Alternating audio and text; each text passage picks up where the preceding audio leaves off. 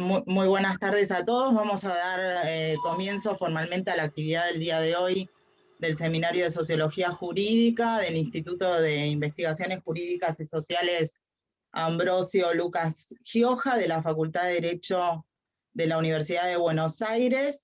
Está presente la vicedirectora del instituto, Luciana Scotti, que nos va a acompañar especialmente.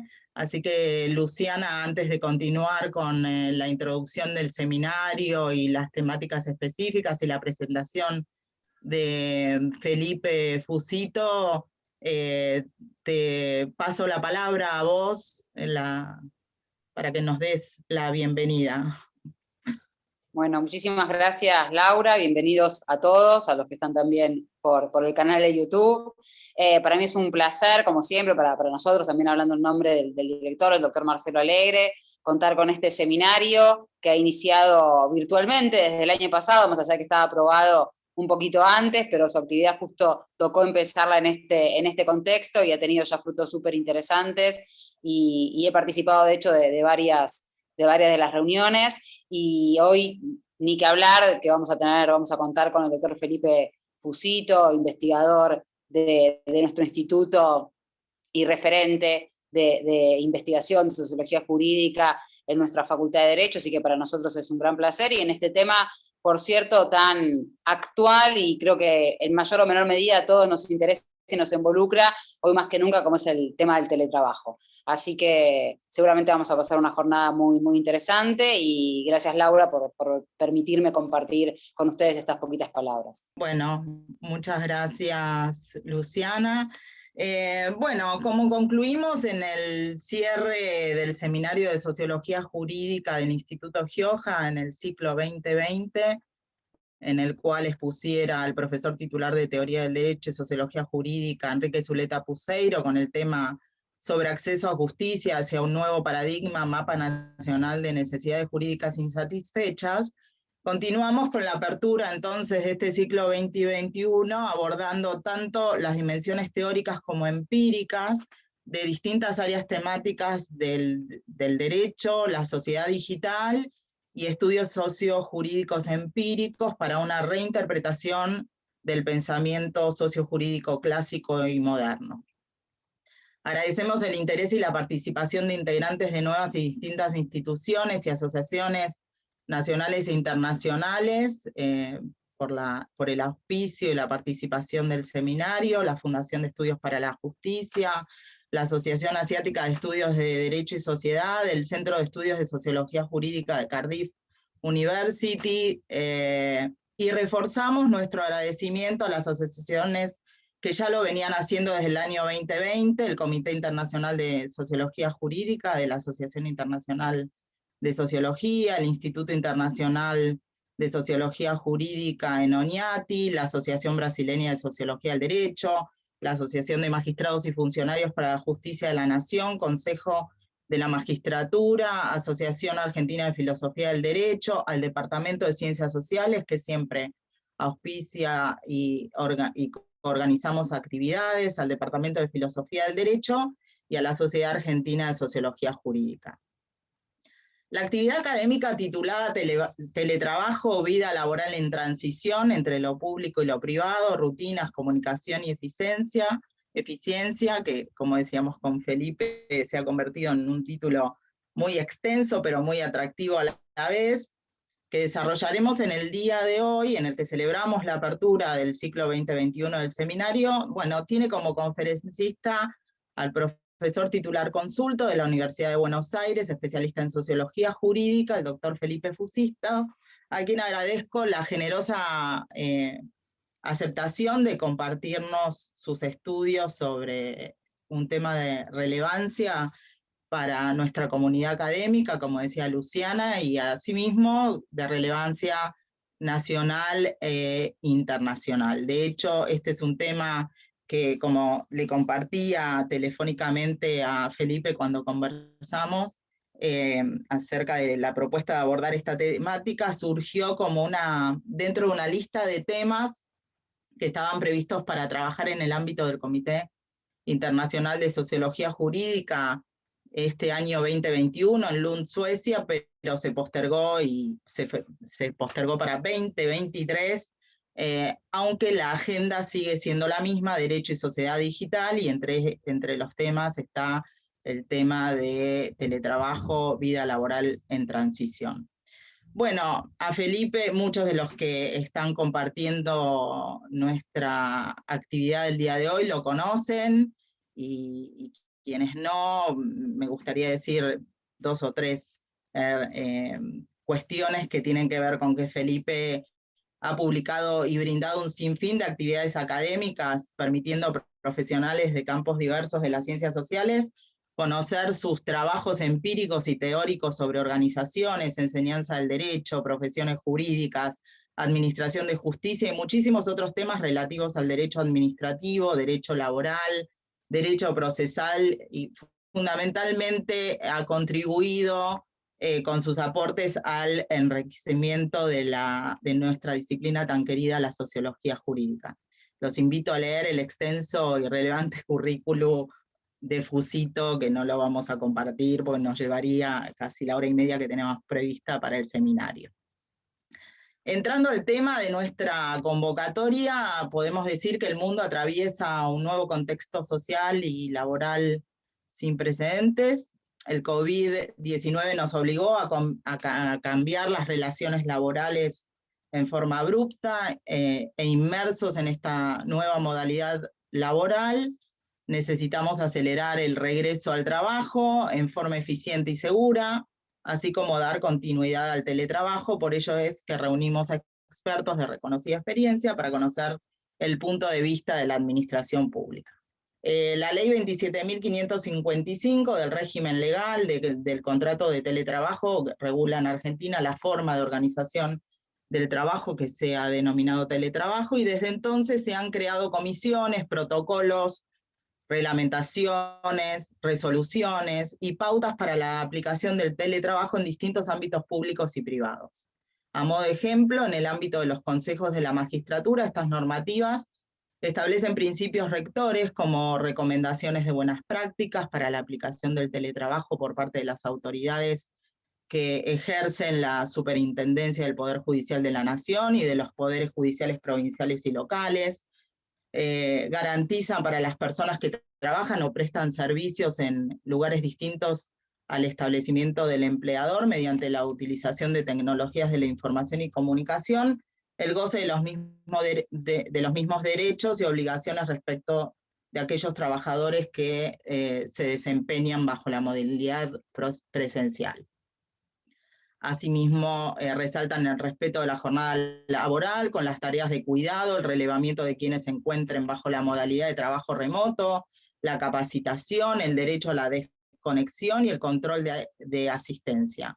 También se hace hincapié en las situaciones de desigualdad de género que se profundizan en este contexto. Al respecto se indica que la suspensión de las instituciones educativas y de cuidado de niños, ancianos y personas con discapacidad conlleva el incremento de la carga de tareas de cuidados de personas y de limpieza y de mantenimiento del hogar que recaen mayoritariamente sobre las mujeres, circunstancia que precede al aislamiento social preventivo y obligatorio y que tiene fundamento en la división del trabajo en razón del género, con la consecuente invisibilización del trabajo de cuidados. Estas situaciones generan debates que van desde la técnica legislativa de la ley, la negociación colectiva en lo que hace a la regulación de aspectos remitidos por la ley, los conceptos que introduce la legislación, los aspectos positivos, negativos o ventajas y desventajas del teletrabajo, que incluyen conflictos entre diversas instituciones públicas y privadas, conflictos familiares que se generan a partir de la vida cotidiana con incidencia en la salud mental de las personas. Con esta breve referencia, entonces, yo quisiera darle la palabra a Felipe Fusito, quien va a compartir su conocimiento al respecto. Fusito, muchas gracias nuevamente, y tenés habilitado el micrófono para tu conferencia. Gracias, Laura. Bueno, gracias a todos por la invitación al instituto. En realidad, uno está en casa, y no lo digo por el teletrabajo y la pandemia, sino por el Instituto Gioja y la Facultad es nuestro lugar, así que agradezco, yo soy agradecido, de alguna manera no hay nada que agradecerle. Bueno, es un tema muy interesante el que nos convoca, este es uno de los temas que invita a la profecía, es decir, no a la predicción, a la profecía. Saben que todas estas cuestiones permiten que grandes profetas sociológicos y filosóficos nos digan cómo va a ser el mundo dentro de 70, 80 o 100 años.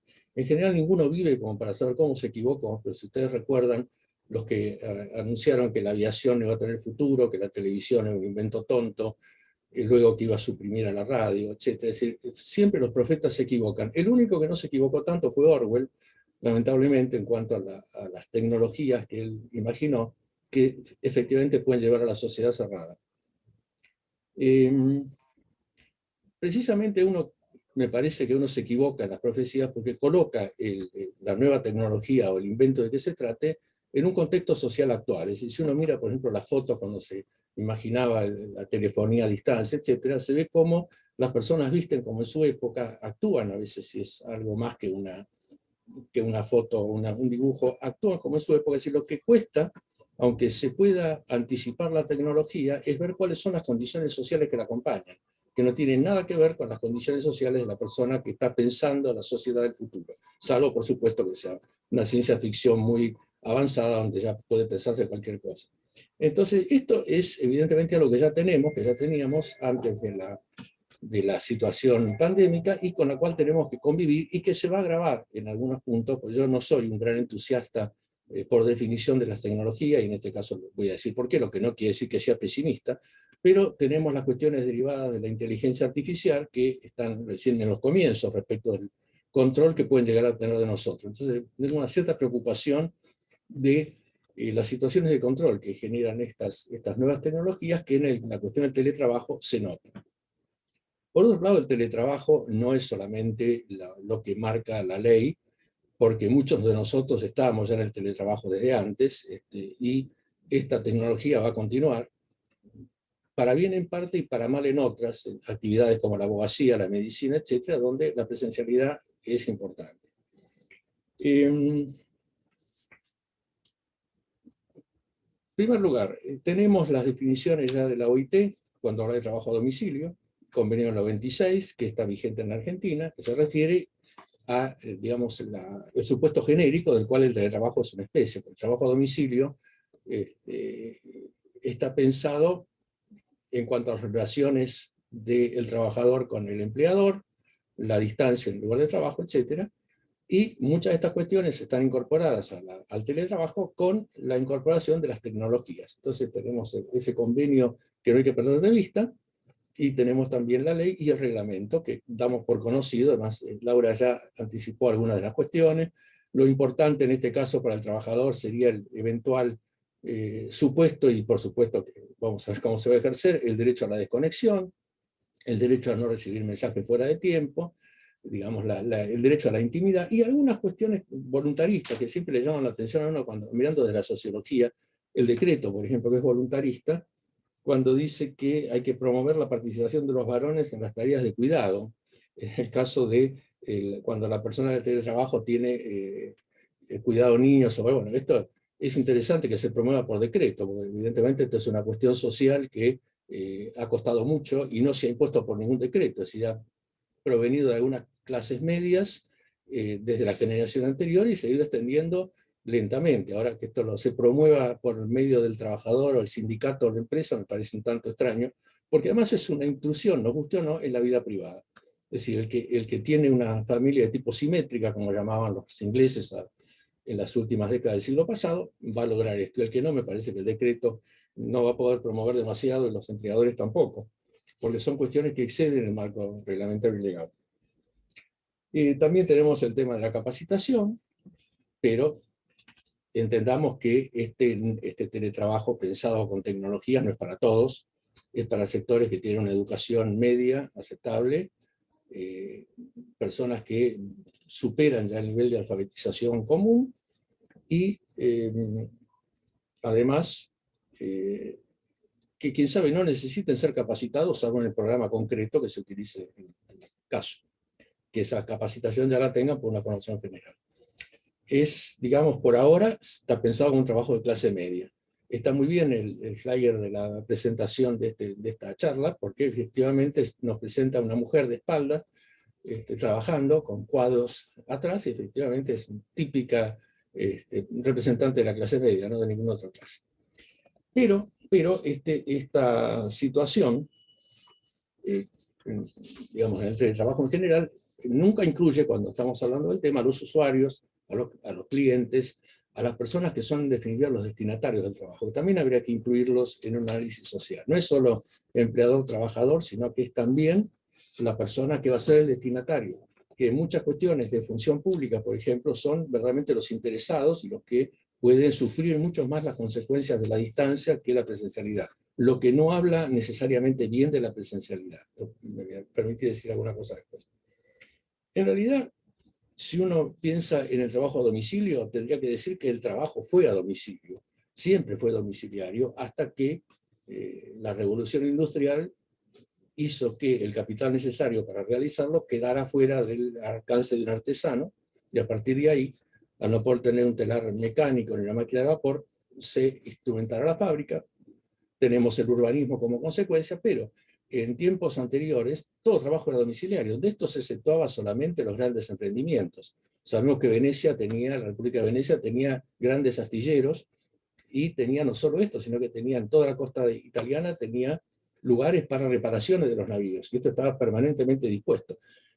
Las obras de arquitectura obviamente no lo eran, pero todo lo demás, si usted piensa, cualquier artesanía era un trabajo a domicilio.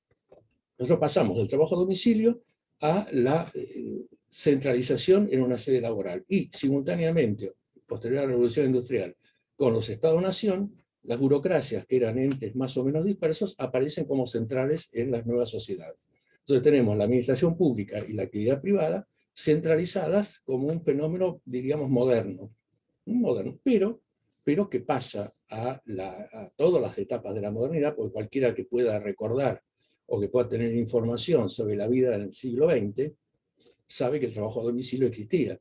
Y este trabajo a domicilio era en muchos casos un trabajo penoso. Yo quisiera hacer un homenaje en esta charla de técnicas a las viejas y antiguas costureras, bordadoras, chalequeras y pantaloneras que con una máquina de coser mantenían a la familia, y esto existió como trabajo a domicilio desde poco después del invento de la máquina de coser, a mitad del siglo XIX, pero ya cuando se establece, hacia fines del siglo XIX, cada casa de clase humilde y hasta de clase media tiene una máquina de coser y tiene alguien que puede hacer la costura para su propia familia y también trabajar para afuera. Es decir, que la idea de cada casa con una máquina de coser, hoy podríamos decir que cada casa con una terminal de computación. Es decir, que cambiaría la tecnología, pero ese trabajo a domicilio ya existía. Por supuesto, aunque algunos de estos trabajos textiles todavía existían a fines del siglo XX, pantaloneras, etc., todos estos trabajos fueron cediendo precisamente por la obsolescencia planificada, la inutilidad de reparación de electrodomésticos, la pérdida directamente de algunos oficios, que se realizaban todos como accesorios de la vida privada. Por ejemplo, oficios como encuadernador, por ejemplo, perdidos en la historia, que se hacían en un ámbito cercano a la casa. Cualquier oficio mínimo metalúrgico de auxilio eran cuestiones domiciliarias, por supuesto, no no requería un gran equipamiento y por eso podía hacerlo. Entonces, el trabajo a domicilio no es ninguna novedad. El contexto que eso se llevaba a cabo en la familia, tampoco.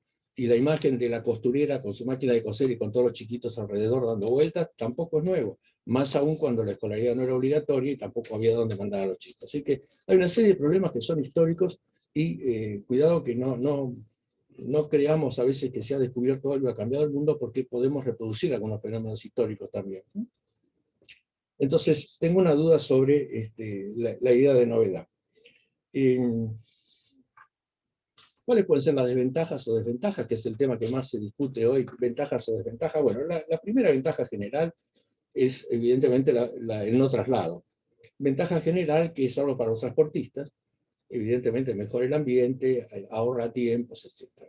Esta es una ventaja. Ahora, ¿a costa de qué vamos a ver esta ventaja? ¿Qué puede ser? Bueno, podríamos pensar cuáles son las situaciones. Por ejemplo, pienso yo que en la administración privada, este hecho de que hay que mantener espacios disponibles por la reversibilidad del trabajo a domicilio, del trabajo, de este tipo de trabajo, cuando el trabajador lo quiera. Bueno, el decreto ha atenuado un poco las condiciones de esta vuelta. Yo pienso que no va a ser mucho más que algo así como el encaje bancario. Es decir, habrá algunos espacios administrativos para la vuelta, y el resto no existirá más, porque ninguna empresa va a mantener oficinas gigantescas para que vaya después eventualmente un 10 o 20% que ha cambiado de idea. A diferencia de la administración pública, que me imagino, y aquí sí perdónenme la predicción o la profecía, que durante bastante tiempo va a mantener muchas oficinas vacías, sin nadie, seguramente con la luz encendida, para que eventualmente alguien vuelva. Porque como el presupuesto público es la plata del difunto, a nadie le importa mucho, esto es probable que no se reduzca. En la empresa privada, siempre atenta a la ganancia como parte de su subsistencia, van a prestar mucha atención al espacio que no se utiliza. Entonces ahí me parece que va a haber un cambio en lo público y lo privado en cuanto al espacio disponible. Sabemos también que se está limitando un poco la idea de la reversibilidad. El decreto habla de justificación o de que motivada, causa motivada, que no puede ser si el contrato fue inicialmente a distancia, etc. Es decir, que va a haber algunas atenuaciones, pero esto sí puede ser una ventaja desde el punto de vista del transporte, y respecto a lo público-privado tendríamos que verlo. Esto, por supuesto, es una mera anticipación, no tengo la menor idea de lo que concretamente va a pasar. Ahora, el otro tema que se ha hablado y que uno lee a veces en lo que se escribe, sobre todo los que trabajan en recursos humanos, es que el trabajador se convierte en su propio jefe en esto, ¿no? Es la gran ventaja de que se convierte en su propio jefe.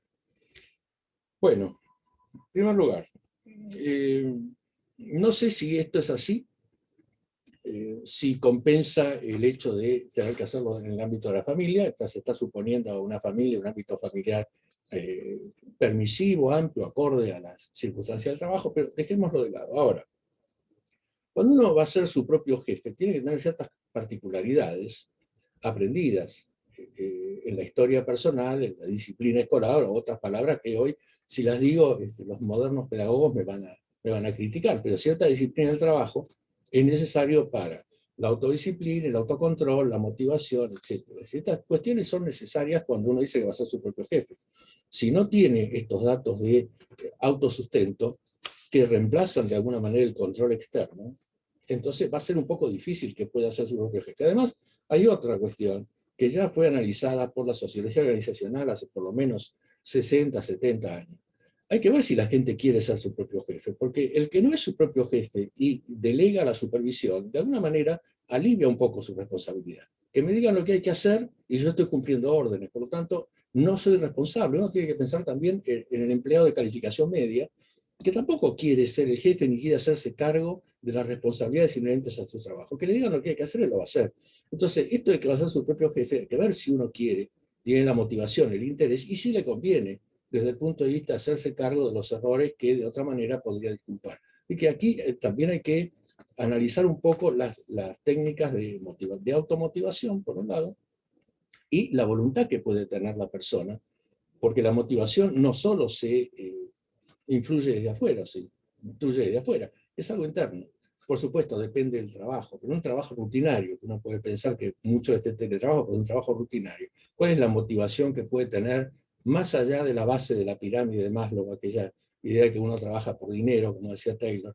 Bueno, arriba de esto, ¿qué se puede construir cuando el trabajo es muy rutinario? Bueno, ahí tendríamos que ver las alternativas que puede tener el trabajo, que se pueden estar perdiendo con el teletrabajo, para no dejar hilos sueltos. Si alguien, la única ventaja que encuentra en ir a trabajar es charlar con su compañero de trabajo, a condición de que no esté en una oficina tóxica, no haya un jefe acosador, que se pueda vivir bien en la oficina, bueno, ese rato en el trabajo, ese aburrimiento del trabajo, se puede compensar con unos ratos de ocio que uno comparte con los compañeros de oficina. Esos tiempos muertos que tanto molestaban a los jefes autoritarios. Bueno, uno eso lo pierde, que probablemente esté perdiendo lo único que puede tener de adicional sobre el sueldo del trabajo en la oficina. Es decir, hay que tener en cuenta también estas cuestiones que hacen en la vida social. Hay gente que le gusta ir a trabajar por la gente con la que trata, así como hay otras personas que detestan hacerlo por precisamente la calidad de las personas con las que tienen que tratar. El otro tema es el control de los límites de la jefatura. ¿Se controlará la jefatura? Se está diciendo ahora que las jefaturas duras, esta de tipo taylorista, el jefe burócrata, reglamentarista, de acuerdo a la vieja teoría de la administración pública de que lo que se paga es sueldo contra horario, no contra calidad del horario, sino contra horario, y en la administración privada, tiempo visto en términos de eficiencia directa, que este autoritarismo de la conducción va a dar lugar a un liderazgo mucho más blando, más motivado, lo llaman liderazgo soft, es decir, que es un liderazgo más distante, más tranquilo. Bueno, puede ser, no tenemos idea. Es decir, ¿cómo vamos a convencer al antiguo sátrapa convertido en jefezuelo de oficina que trate bien a la gente a distancia cuando los ha maltratado durante todo el tiempo que era un jefe presencial? No sé, quién sabe, hay que buscar a otra gente. Pero si ustedes lo piensan, no hace falta que sea tan controlador el jefe. Si bien están prohibidas, hay tecnologías de control disponibles en el mercado de todo tipo. Es decir, tenemos de horario, de uso de la pantalla, de uso del teclado, de medidores de tiempo teletrabajado, de productividad. Está todo disponible. Quiere decir que si esto lo van a usar o no, no lo sé. Nosotros, por ejemplo, en la Escuela Judicial de la provincia, que funciona y funciona a distancia siempre, me acuerdo que nosotros teníamos una información total de los alumnos. Cuándo entraba, cuándo salía, qué leía, qué no leía, qué bajaba. No qué leía, pero qué bajaba y qué no bajaba. Que es decir, cuando el alumno decía, mire, no he podido hacer tal cosa porque sabemos que no había ni visto el material de estudio. Sabíamos que había entrado a 1 hora y 3 minutos después había hecho todo el examen. ¿Cómo había hecho? ¿Cómo hizo un examen que tiene 50 preguntas en 3 minutos? ¿De dónde lo había hecho? ¿Quién se lo había hecho? Es decir, había un montón de información que uno podía inferir directamente de lo que el sistema le entregaba rutinariamente, que por supuesto uno no podía utilizar estas cuestiones porque no correspondía, salvo que fuera sumamente grosera la cosa. Pero servía para otro tema, que también hay que hablarlo, que es la presunta infalibilidad de los sistemas informáticos. Muchas veces nos dábamos cuenta que a pesar de que para los informáticos los programas son infalibles, los programas fallan. Y ellos mismos a veces no saben por qué fallan. Entonces, es bueno también que alguien piense. Y a veces es cierto que se le cerraba el sistema y le mandaba un examen con 0, es decir, con ninguna respuesta realizada, y el alumno se quedaba con un 0, y evidentemente esto no era así, había habido una falla en el sistema. Es decir, que siempre estos sistemas de teletrabajo, de programa, exigen que estemos más o menos como en 2001, recuerda la película Odisea en el espacio, ¿no? Que alguno pueda pensar que la computadora está trabajando mal. No digo tan mala como 2001, como HAL 9000, pero que puede estar equivocándose mal. Entonces, estas viejas películas anticipadoras, como esa, Juegos de Guerra también, indican que no deberíamos confiar tanto, y esto viene bien para la inteligencia artificial. Alguien tiene que desenchufar el aparato en algún momento y ver qué es lo que está pasando. Yo espero que el ser humano no cometa la estupidez de entregarse a las máquinas que está creando, que lo manejen definitivamente. Por ahora podemos desenchufar. Hay algunos que no quieren pensar que es un tema distinto. Entonces, el sistema no falla. Mire, piénselo, a ver si no falla. Es decir, veamos que dentro de las trampas que nos hacemos los humanos puede tener razón aquel que se está quejando. Lo digo porque esto va a pasar mucho. Cuanto más elementos hacia distancia y en todo tipo de trabajo, más va a estar pasando. Está pasando en los sistemas judiciales, está pasando en muchos lados. Es decir, qué se hizo, qué no se hizo. Es decir, demos un importante espacio a el error y a la actividad mental humana. Esto me parece que no es ni una profecía ni una predicción. Sería un pedido a la racionalidad futura del ser humano, que es como nada, por supuesto. Bueno, entonces, el control, yo veo que las técnicas terroristas podrían ser usadas con mayor rigor con los elementos disponibles. Más allá de que esté permitido o prohibido. Yo imagino que la administración pública, estar prohibido, no se va a usar. Pero la empresa privada, vamos a ver si lo usa o no lo usa. Quisiera ver esto. Cuando dice, bueno, el resultado de esto puede ser el despido, o que sea si es despedido, a ver si le conviene considerarse despedido. O si le conviene someterse al control informático, como le convenía, lamentablemente, someterse al control personal, porque no tiene alternativa. Entonces, hay muchas cuestiones que las leyes se legisla, pero después las condiciones sociales particulares hacen que ese derecho que se tiene no se puede ejercer, porque no hay dónde ejercerlo, no hay cómo ejercerlo por la situación de indefensión de la persona que está en esa situación de sometimiento.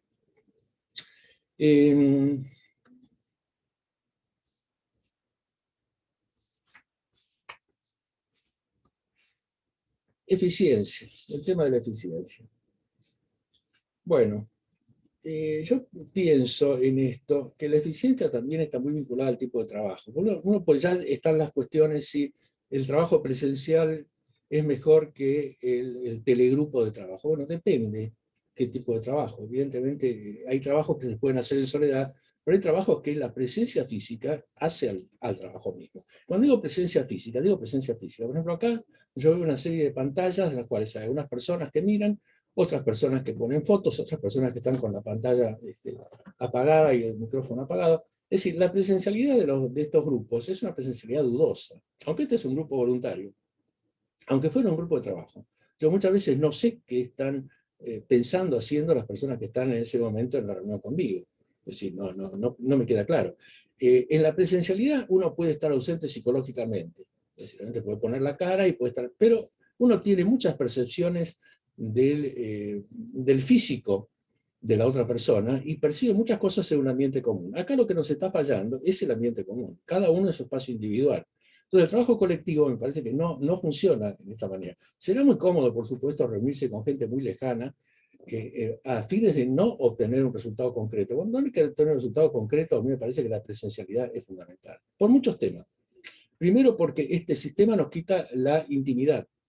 Se graba todo, se puede grabar todo aunque no se grabe, no se pueden hacer apartes para charlar algún tema que uno no quiere hablar en público, no se pueden hacer cuartos intermedios, es decir, toda la interacción está tan limitada como lo poco que yo veo de la otra persona que está en el otro lado de la pantalla. Veo la cara, a veces veo la expresión, no mucho más, es decir, yo no veo a la persona, yo veo un encuadro muy limitado. Esto es un sucedáneo como fue es un poco mejor, pero bueno, la relación epistolar, no podía estar años relacionado epistolarmente con alguien, la relación telefónica, esas parejas que se mantenían por teléfono durante larguísimo tiempo, en el siglo pasado, cuando no había precio por cada segundo de comunicación. Bueno, esto es un algo más, pero no es algo que reemplace o que pueda reemplazar la presencialidad en la vida humana. Digo porque hay mucho teletrabajo, que no es solamente la persona aislada, mucho requiere el trabajo conjunto. Por ejemplo, si uno está trabajando en un ámbito y tiene una duda, puede consultar a un vecino, puede consultar a alguien que está en la oficina de al lado, en el piso de abajo, no a su jefe. ¿Cómo hace en términos de esta vida, de esta televida, para mandar un mensaje pidiendo una explicación, pidiendo una ayuda? No es lo mismo una pregunta y una respuesta que mandar un mensaje o poner a alguien a pensar en el tema propio. Además, la alternativa de que uno puede preguntar a varias personas cuando tiene varias dudas. Es decir, se quita la espontaneidad de la relación humana y hay que tener en cuenta que esto es importante para el resultado del trabajo.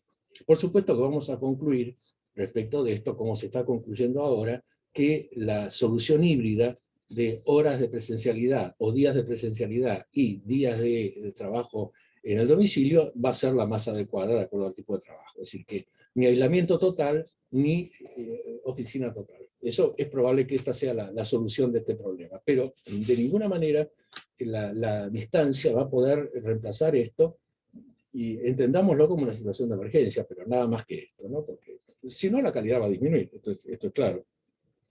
Hay una pobreza en la comunicación en este sentido que yo veo, en la cual uno no sabe si está hablando solo o está hablando para quién. Por lo menos yo puedo increpar a alguien directamente si estoy en conjunto y decir, bueno, ¿qué pensás de esto? Pero acá se vuelve un poco complicado hacerlo. De las rutinas ya hemos hablado algo. El otro gran problema es el aburrimiento. ¿Cómo se compensa el aburrimiento en la soledad? ¿No? Uno está aburrido, está trabajando, ¿cómo es esto? ¿Cómo lo maneja?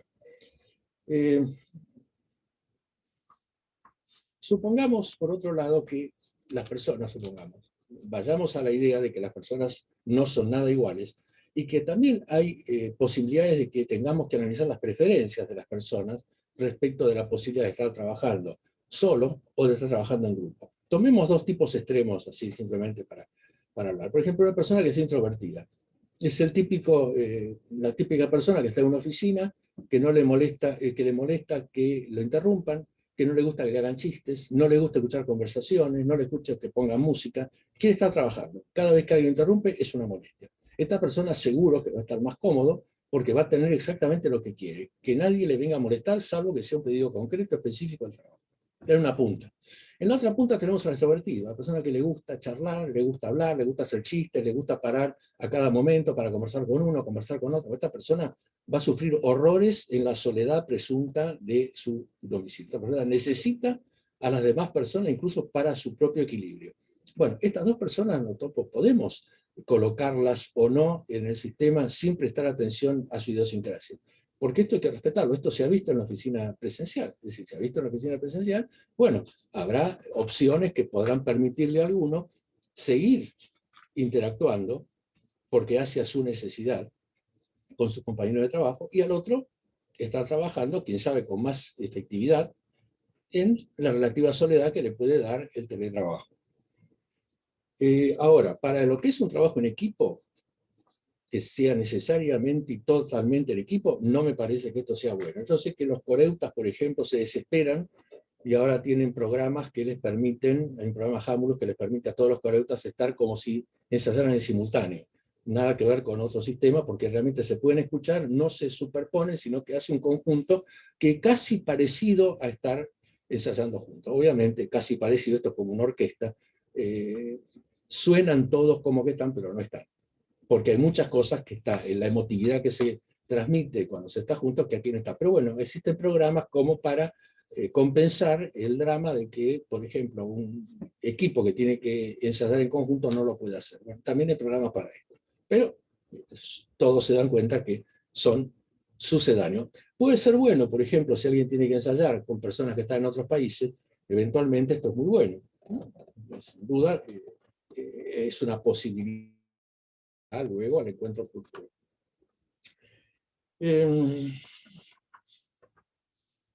La pregunta sobre la justicia. ¿Ganamos con esto en la justicia? Es decir, la justicia está ya digitalizada y teletrabajada en una buena medida. ¿Estamos mejor o estamos peor?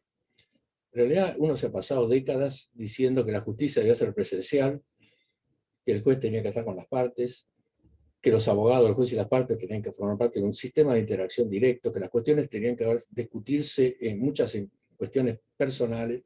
Entonces, la digitalización no tiene nada que ver con esto, es decir, soporte papel o soporte digital, pero lo que estamos viendo es que para el usuario, hasta para el abogado, se está alejando cada vez más el sistema judicial de la gente. Es decir, jueces trabajando en soledad, supongamos que es un tema actual, o en burbujas es un tema actual, pero no me parece que sea ninguna ventaja respecto de lo que uno está requiriendo hace mucho tiempo, y es presencialidad directa del juez, las partes, la solución, digamos, de que haya una justicia impartida en presencialidad.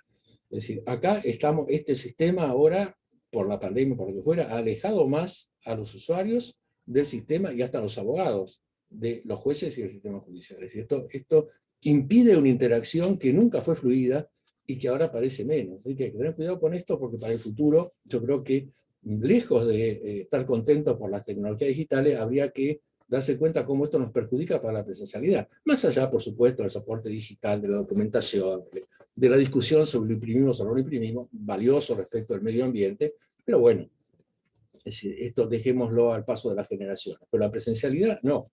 La presencialidad no. La presencialidad se requiere como forma incluso de que las partes entiendan de qué se está tratando. Que de hecho no entendían nada, la van a entender, me imagino, un poco menos.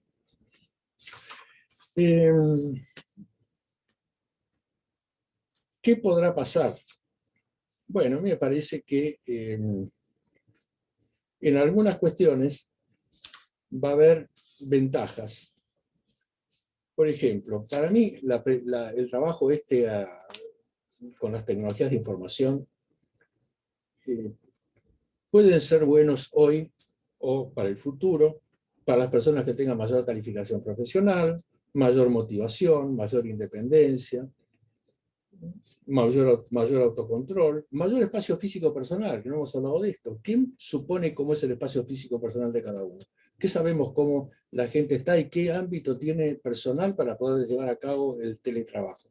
¿Está tranquilo o no? ¿Cuál es el ámbito familiar, el espacio físico y el ámbito emocional familiar en el que cuenta? Todo esto que antes no era un problema de la oficina, ahora se vuelve un problema directo. Es decir, ¿dónde está él o ella y en qué situaciones está trabajando? Esto es algo que se vuelve un problema acuciante. Bueno, si la persona tiene todo esto resuelto, tiene el mejor espacio físico adecuado, el mejor contexto familiar, Entonces, bueno, en la medida que él no pierda, o él o ella no pierda su condición social y siga interactuando y pueda seguir ser una persona social, perfecto, le va a venir bien hacer este trabajo. Ahora, si la persona tiene un trabajo aburrido en un ámbito deprimente, le da lo mismo solo en su casa porque es tan malo en un lugar como en otro, se ahorra el viaje, bueno, es probable que le resulte útil en la medida que igualmente cuente con un lugar para hacerlo. Porque realmente pensar en horas de viaje para un trabajo aburrido donde no va a encontrar nada bueno en la oficina, para esto puede servir. En el resto creo que se va a ver, pero de todas maneras lo que estaba reflexionando era que teníamos a la bisabuela con la máquina de coser haciendo chalecos y tenemos al bisnieto con la computadora trabajando en su casa. Es decir, en 3, 4 generaciones lo tenemos de nuevo a domicilio después de haber transitado por la oficina o la empresa. Es decir, no es nada nuevo, salvo la tecnología, pero más allá de esto, y mi emocionado homenaje a las costureras y pantaloneras y chalequeras, cuidado que en una vez estamos perpetuando algo que no fueron buenas condiciones de trabajo en el momento que se daba. Es cierto que las personas a las que me estoy refiriendo estaban en la base de la pirámide, y es probable que las personas a las que me tenga que referir ahora no estén en esa misma situación. Pero cuidado, porque la vida humana es compleja y no está limitada a un solo dato. La tecnología es muy buena para aprovecharla. Es decir, ¿quién no va a aprovechar un home banking si lo sabe usar? Pero recordemos que mientras hay personas que usan el home banking para todo, uno se puede encontrar, como ha pasado a mí, a una persona analfabeta que en voz alta va leyendo cada palabra de la pantalla porque no entiende de qué se trata. Y con la mala suerte de que otra persona que está también en el cajero cree que es un asaltante, un demente y va a buscar a la policía. Entonces, esto es algo para educación, para gente educada, educada formalmente, en un contexto donde hay cada vez menos gente educada y la educación está deprimida. Es decir, ¿cómo va a funcionar esto? Estoy pensando en mi país, no estoy pensando en países que tengan una realidad distinta. Hay muchas cuestiones que va a haber que manejar para que esto sea no solo útil para la eficiencia de la empresa, sino útil para la calidad humana de los trabajadores. Bueno, y está bien que sea útil para la eficiencia del trabajo, pero en lo que yo veo, digamos, en lo que es de mi aspecto, que es un aspecto solo, que por ejemplo la docencia, en la docencia no lo veo bien. Me parece que puede servir para una conferencia, pero no lo veo bien en cuanto a la interacción. Si el profesor es bueno, si los alumnos están motivados, si el profesor es malo, bueno, también es más fácil apagar la cámara que irse del aula que no se puede ir. Bueno, pero dejando de lado esto, si el profesor era motivante, era un profesor realmente de aquello que valía la pena tener, ¿a quién va a motivar a alguien a través de una pantalla? Pero ni un ídolo de la televisión puede hacer esto. Entonces yo creo que se van a perder aquellas cosas valiosas que podía tener la docencia, que no están perdidas, porque en definitiva no es ser del siglo XX pedir que la gente se reúna como en la época de Sócrates para discutir algún tema. Así que mis críticas son de acuerdo a lo que veo. Mis perspectivas, bueno, como persona de la época que soy, creo que la condición humana tiene un dato social que no puede ser perdido y que encima no es solamente nuestro, sino que hay muchas especies vivas que son sociales. Que no ayude esto a perder la sociabilidad me parece fundamental. Ahora, sí, algunos me dirán, bueno, pero hemos resuelto el tema del acoso laboral. No hay ambiente tóxico, no hay jefe acosadores. Bueno, está bien, perfecto. Me parece bien, hemos saltado el tema sin poder resolverlo. ¿Qué hará el jefe acosador ahora? Quién sabe, se busque alguna alternativa para seguir acosando. Es decir, no se puede bajar la guardia y bienvenida a las técnicas de comunicación que nos ayuden a trabajar, pero respetándonos en nuestra condición humana. Bueno, esto es lo que les puedo decir, que no es mucho por otra parte, así que muchas gracias por la charla. Gracias, Felipe, por compartir tus reflexiones, consideraciones, descripciones sociológicas de este tema. Brillante, como siempre.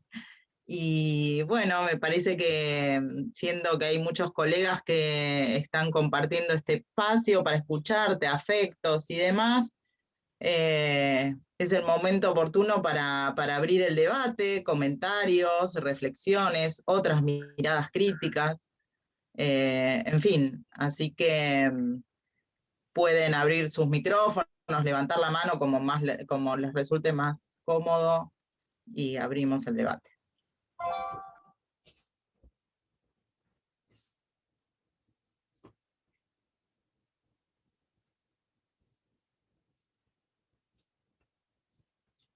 Enrique.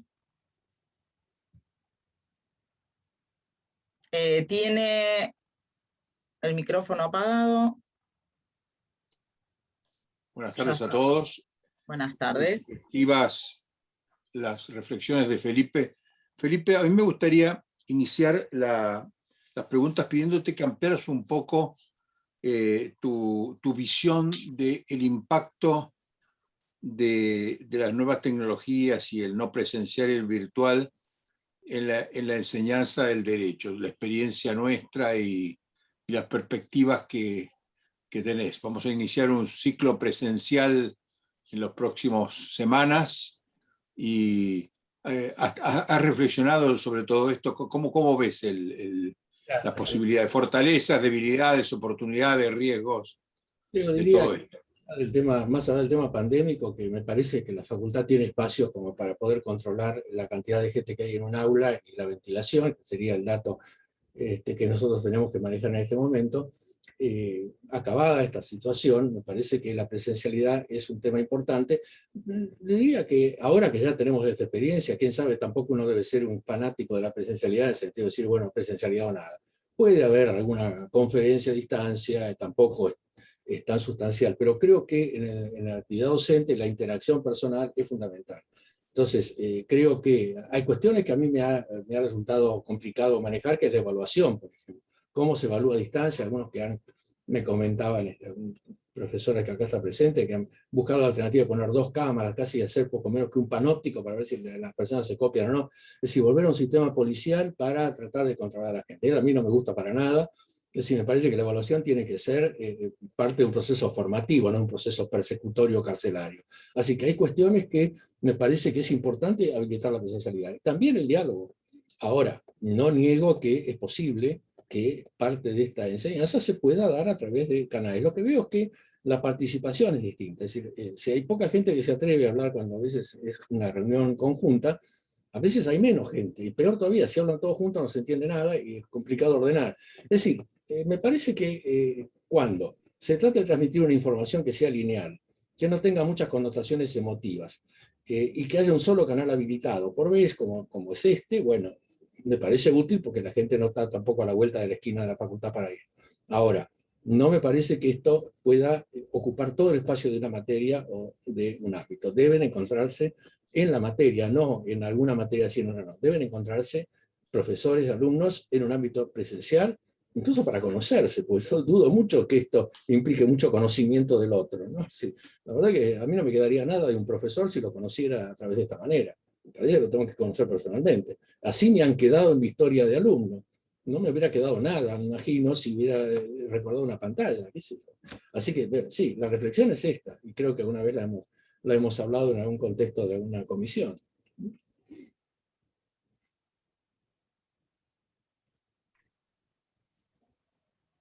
Muchas gracias, Felipe. ¿Alguna otra intervención?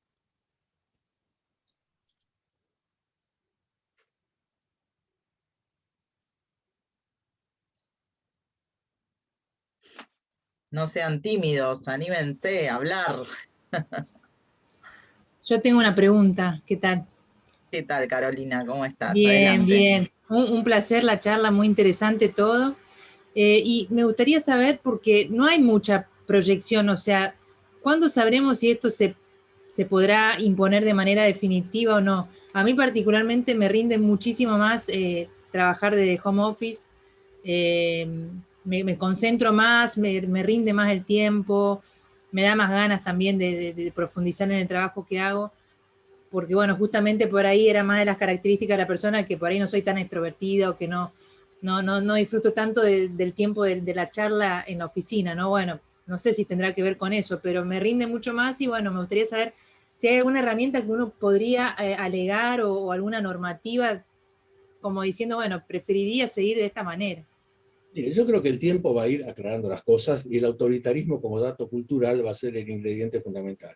Como nosotros tenemos una cultura un tanto autoritaria, me imagino que algunos va a querer imponer condiciones a los demás, pero lo que usted me dice, que de alguna manera lo que yo estoy sosteniendo, lo que he hablado con gente que está hoy en teletrabajo, me dice, bueno, la verdad que a mí me gusta porque yo tengo un ámbito familiar adecuado, pero también me gustaría ir a la oficina 2 veces para charlar con mis compañeros, que me llevo muy bien. Es decir, habría que dejar dentro del manejo necesario para el objetivo, el resultado del trabajo, la disponibilidad para que la gente lo pueda hacer.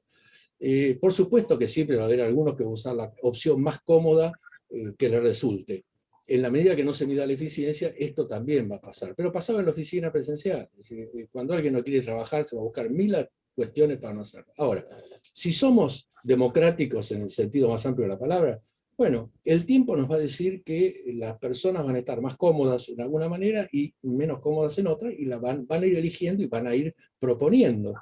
En este momento se requiere un acuerdo escrito, se requiere un consenso. En la medida que no le exijan a alguien que haga precisamente lo que no quiere hacer, no dudo que hay mucha gente que está más cómoda hoy trabajando y concentrándose, y le va a rendir más del tiempo de la oficina, de la vieja oficina pública que todos hemos conocido, la generación mía la conoció. Venían, los tipos hacían chistes, venían a fumar, venían a comer algo, a hablar de fútbol, o ponían la radio, en la época histórica donde se ponía la radio, y la radio la tenía que escuchar todo esto era absolutamente perturbador para el que quería trabajar. Y encima, al que quería forzosamente con su máquina de escribir trabajar, lo cargaban, porque estaba muy ocupado en el trabajo. ¿Qué se creía? Que eso era para trabajar. Es decir, este tema de la cultura de oficina, de que no es para trabajar, sino para cobrar, como me decía un viejo burócrata, que por supuesto llegó a juez como correspondía, acá se viene a cobrar un sueldo y para que te echen tenés que matar a alguien con un escribano y 2 testigos. Bueno, si realmente piensa que la oficina es eso, ese tipo se las va a arreglar. Ahora, es mejor que ese tipo la deje tranquila a usted y la deje trabajar tranquila. Bueno, ahí tiene usted en su ámbito la posibilidad de sacárselo de encima. En otros casos, bueno, es lindo a veces hablar con compañeros, con amigos con los que uno está, es agradable tomar un café. Yo una de las cosas que más lamento de la facultad en este momento es no poder ir al bar a tomar un café con los colegas entre clases, que era lo que hacía permanentemente. Es decir, era lindo dar la clase, era lindo charlar con los colegas, tomar un café en sala de profesores, era intercambio. Eso es lo que más lamenté. Por eso le decía yo a la autora Nona, ¿cuándo abren? Que abran el bar, por favor. Y no es porque sea un ocupante de bar, sino que es un momento importante, estar charlando con los colegas. Uno se hace una idea de la comunidad académica, con los colegas y con los alumnos, con los colegas, con los graduados. Así que depende mucho de la actividad y depende mucho también de la personalidad. No hay ninguna duda de esto. Yo creo que también es lindo eso, la parte social también, pero digamos, si uno pudiera elegir por la capacidad de rendimiento, sí, y ponen la balanza, me pareció que inclusive para todo el equipo, todo el grupo mío, la mayoría está de acuerdo también, como que es más efectivo, ¿no? Pero no hay todavía ninguna normativa, ninguna ley que uno pudiera por ahí respaldarse en eso, ¿no? O algún argumento. La ley está en el consenso y el convenio colectivo darán las pautas. Ahora, el acuerdo que puede existir dentro de la oficina es un acuerdo que tiene que ser informal por ahora con la jefatura, que me parece que además estamos en un estado de emergencia, hasta tal punto que por más que la ley rige desde junio, según he leído, no estamos seguros si rige o no rige, porque como hay excepcionalidad no rige, entonces va a haber una gran discusión entre laboralistas de si rige o no rige. No se olvide que estamos en una situación no normal respecto al teletrabajo. Saldremos de esto y ahí se verá. Pero me parece que en el caso que usted dice, está muy claro. Si usted opta y otras están de acuerdo con usted y trabaja mejor, ¿qué mejor que esto? ¿Qué mejor que este instrumento? Claro, usted, la tendencia es que se llegue a eso, ¿no? Como a evaluar después, por ahí dar la posibilidad que sea no para todos iguales, sino que cada uno elija. Por supuesto, y además hay gente que tiene la sociabilidad fuera del trabajo, que es mucha la gente. Hay mucha gente que no tiene amigos en el trabajo y su trabajo va a trabajar y las relaciones las tiene afuera o en otra actividad. Esto es muy común. Bueno, para esta gente, donde el trabajo es simplemente un lugar físico, seguro que va a ser bueno. Así que no hay duda de esto. Pero, insisto, en cuestiones humanas es muy difícil codificar y poner una pauta legal que unifique a todos. Es como esto de que los varones se ocupen de la tarea doméstica. Bueno, lógrelo ahora, a ver cómo va a lograrlo esto. Por decreto lo logró, cómo persuade a los empresarios. Hay cosas que la sociedad las hace. La sociedad las va haciendo. Lo que pasa es que la gente no tiene paciencia y cree que la ley le va a resolver las cosas. Pero no, mire, hay que esperar. Hay que esperar. Con razonabilidad se va a arreglar. Si no, perfecto, gracias. Pedía la palabra Lidia Garrido y luego Andrea Gastrón. Lidia. Bien. Ahí está. Sí, no, era un comentario también. Tenés silenciado el micrófono, Lidia. Ahí estamos. Bien. Va en la misma línea de lo que venía expresando Fusito, respecto a, primero, que somos en realidad un complejo de redes conductuales. Y muchas veces nosotros nos vamos a enriquecer en ese intercambio, muchas veces azaroso, porque te cruzás sin haber pensado en esa persona, te hablas un tema, te enriquece. Eso no lo podés planificar con una agenda electrónica en mano, con un Zoom, o agendándomelo por mí, porque esa riqueza realmente no está.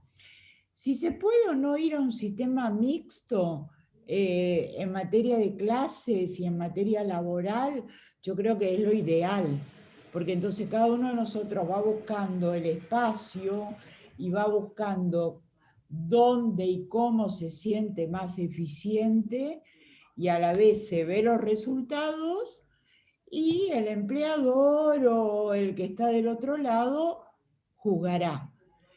Pero salir de la pandemia para todos nosotros va a implicar un costo no sociológico, un costo psicológico en cuanto a lo que es vínculos interpersonales, porque estábamos todos acostumbrados a interactuar con los alumnos, todos acostumbrados a interactuar con los compañeros de trabajo, que es algo que cambió. Y lo otro que me hizo acordar, que me quedó grabado, es la frase del principio de las costureras, digamos, toda esa gente que trabajaba con las máquinas, y ahora los bisnietos que trabajan con las computadoras, y nosotros como generación, algunos que quedamos en el medio, que en realidad ni pertenecemos a aquella, lo vimos, ni terminamos siendo la generación de nuestros hijos o nuestros nietos.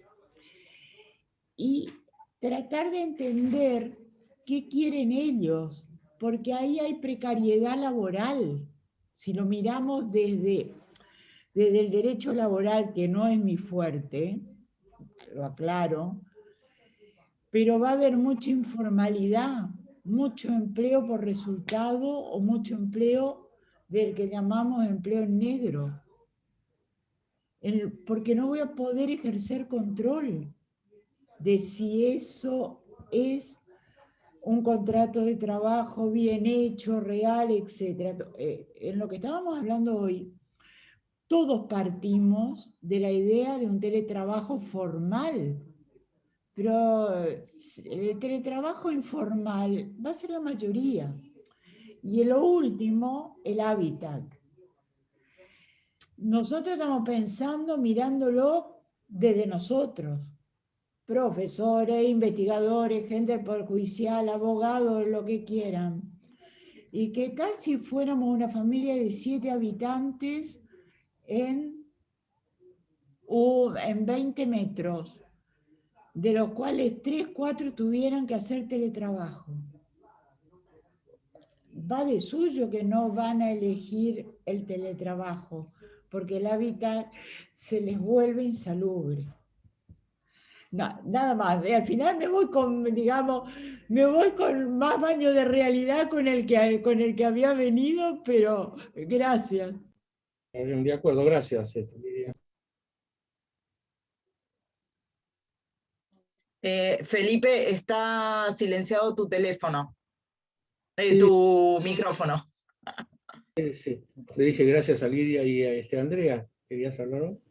Sí, Sí. ¿qué tal? Bueno, yo primero que quiero aprovechar esta oportunidad para saludarlos, porque la verdad que para mí es un gustazo estar acá con ustedes. Es decir, yo esto lo quiero decir porque además los extraño muchísimo. Es como dice Lidia, no te encontrás ahora y es terrible cómo se extraña ir a tomar un café.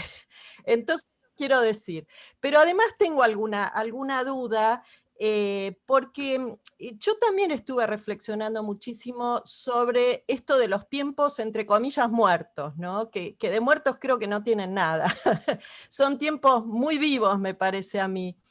Y quería preguntarte, Felipe, si tenés alguna idea de alguna investigación que se haya hecho sobre este tema en particular, porque a mí me parece un temón desde el punto de vista sociológico, Todo el mundo alude a esto, pero yo realmente no sé si hay investigaciones hechas y en qué medida las hay, ¿no? Me parece que creo que no tomamos conciencia de la importancia de estos canales informales o de estos tiempos muertos hasta que nos faltaron a partir del año pasado, y realmente cómo se extrañan esos momentos, pero en el aula y en la corporalidad, ¿no? Como dice Segato, en la cocorporalidad, que a mí me parece tan importante, ¿no? O sea, ¿qué es lo que transmitimos en el aula? Yo lo pienso desde la docencia y desde nuestra docencia universitaria, por supuesto. ¿Qué es lo que transmitimos y también el cómo lo transmitimos, ¿no? Así que bueno, simplemente eso, y felicitar por la excelente charla, y una pequeñita cosa que me sucedió mientras estabas hablando y hablabas acerca del sistema y de las fallas en el sistema. En ese momento se me cayó internet. Yo no lo podía creer, pero esto me sucedió hace un rato y lo quería contar porque fue increíble y fue insólito al mismo tiempo. Nada más, gracias. Es así, yo estuve en una clase con 40 personas y de golpe, con el momento más entusiasta de la clase, se cayó internet, no volvió más. Así que esa clase se interrumpió y definitivamente murió el momento que habíamos logrado, porque justo estaba contestando una pregunta y había quedado interesante. Y chao, todos muertos. Mira, a lo que preguntás, el tema del tiempo muerto. Primero, el tiempo muerto se medía como tiempo muerto para la empresa fabril. Es decir, la idea del tiempo muerto, la casa del tiempo muerto, es algo que viene del tiempo del taylorismo. Es decir, ¿qué hace el obrero cuando no está exactamente haciendo lo que se le ordena para cumplir el objetivo productivo que tiene? Es decir, precisamente la medida de tiempos y movimientos, la ingeniería de tiempos y movimientos, era una forma de casa del tiempo muerto, de que el obrero no perdiera una sola fracción de segundo moviendo el brazo para levantar una llave inglesa que tenía que tener a su alcance para ahorrar la fracción de segundo. Es decir, viene del trabajo industrial, mucho más que del trabajo, digamos, en nuestro trabajo, donde podemos decir efectivamente que el tiempo muerto era tiempo vivo, pero estaba medido respecto exclusivamente de la productividad de cada segundo. Tiempo es dinero, ahí estaba la idea. Entonces, para el empresario era muerto. Ahora, estudios, los viejos de la sociología industrial, cuando realmente iban a la casa del tiempo muerto. Hoy la casa del tiempo muerto, en la oficina, son los chistes y las historietas de oficina. Es decir, cómo poder tapar el tiempo muerto, que es el tiempo propio, haciendo ver que uno trabaja.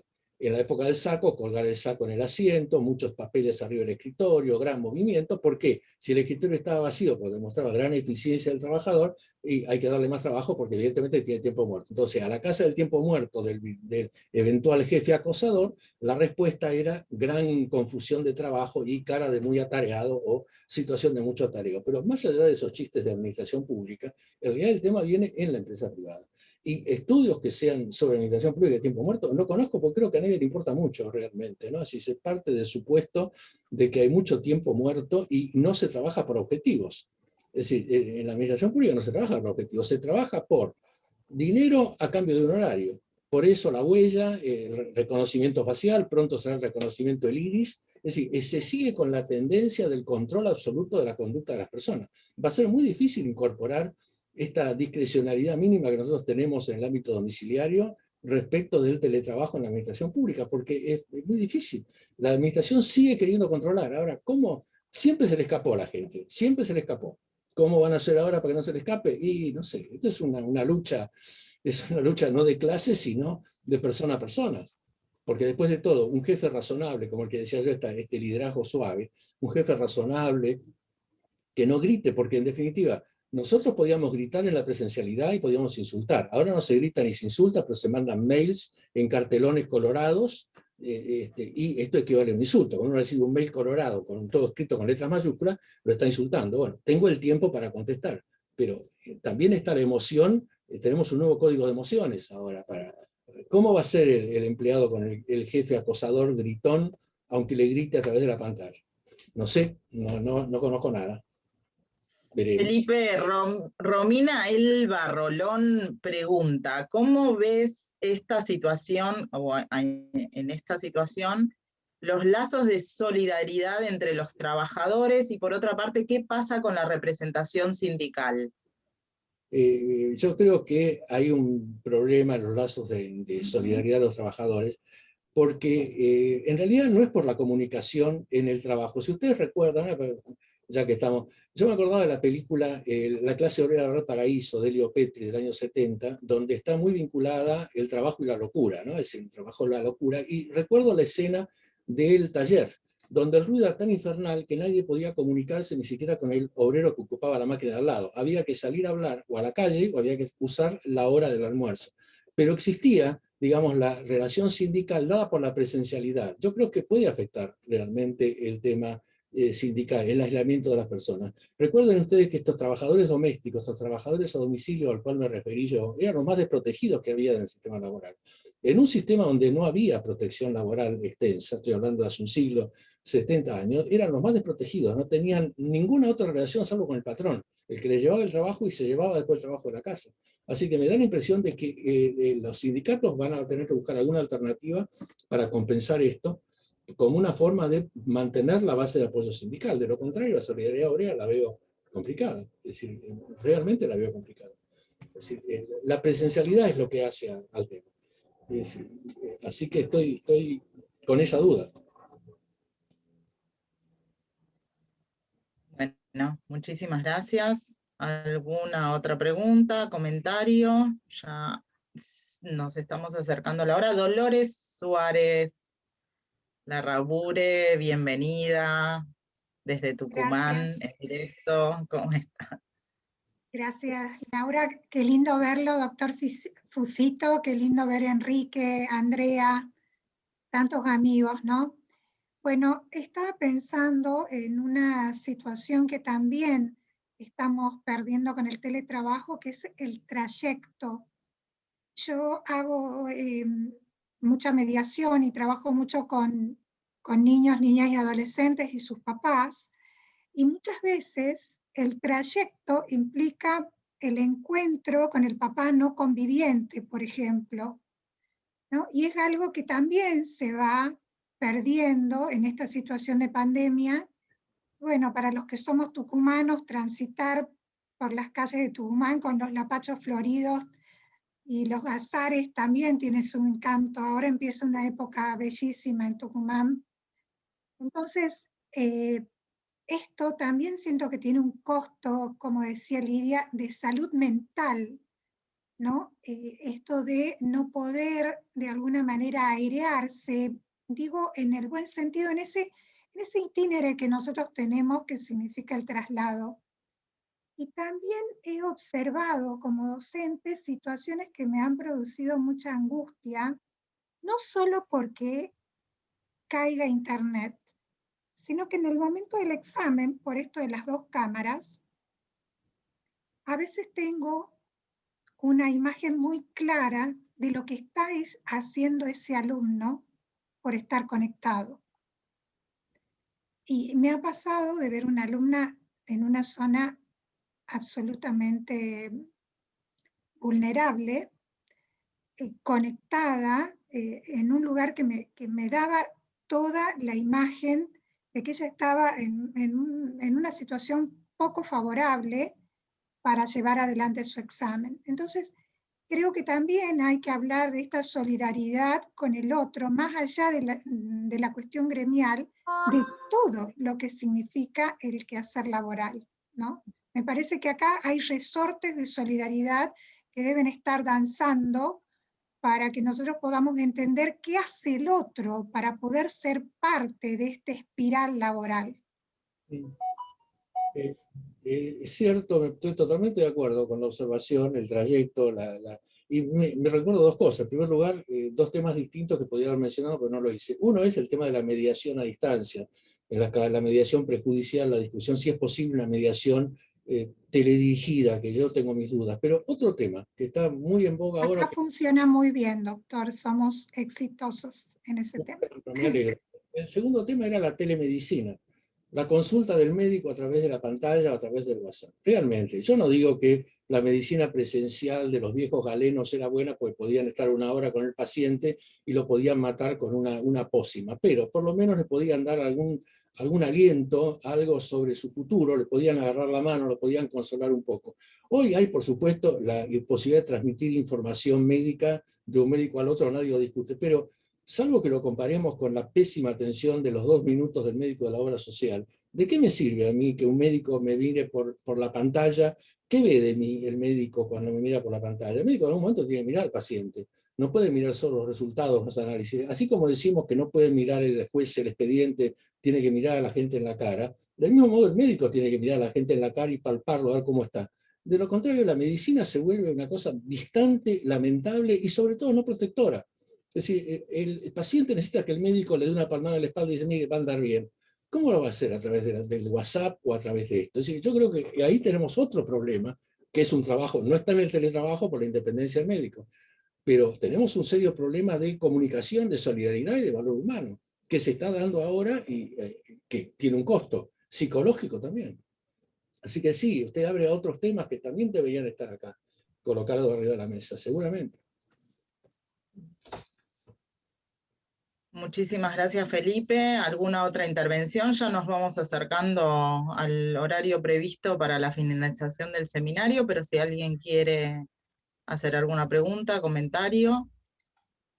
No, entonces un agradecimiento nuevamente, Felipe, por tus aportes al tema, que es un tema, como señalaba Andrea, que está siendo poco estudiado y que merece un estudio, bueno, desde el campo de la sociología jurídica, fundamentalmente. Gracias a todos quienes han intervenido con preguntas y comentarios, porque aportan también al tema. Gracias por el enriquecimiento al Seminario de Sociología Jurídica con sus participaciones. Gracias a quienes nos asisten en el apoyo técnico desde el Instituto Gioja para que esta reunión sea posible y por lo que vimos funcionó muy bien. Y bueno, decirles que continuaremos con las próximas actividades del seminario a partir del mes de agosto y van a ir recibiendo a través de los flyers que elabora. A propósito del comentario de que muy buena la imagen del flyer, agradezco a la Oficina de Comunicaciones de nuestra facultad que se ocupa de representar a través de los flyers las temáticas que presentamos, por la difusión. Bueno, muchísimas gracias a todos y nos vemos muy pronto. Hasta luego. Gracias a los... Bueno verlos, eso también es importante. Sí, así es. Gracias, Felipe. Una alegría verlos a todos. Sí, sí, chao. Hasta pronto. Hasta pronto.